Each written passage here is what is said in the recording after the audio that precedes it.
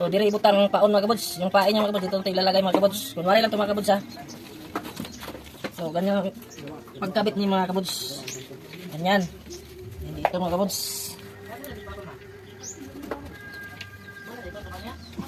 Ganyan lang mga kabuds oh. Ilaan nila pagtali mga kabuds. Ganito lang pagtali.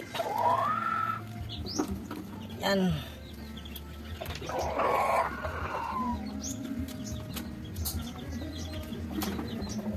So, okay na yan mga kabuds.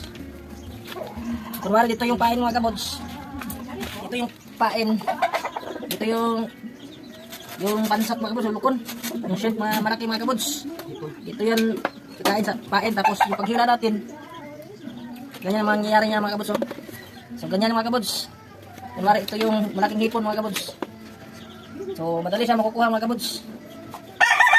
So, ayan na yan mga kabuds. Okay na yan mga kabuds.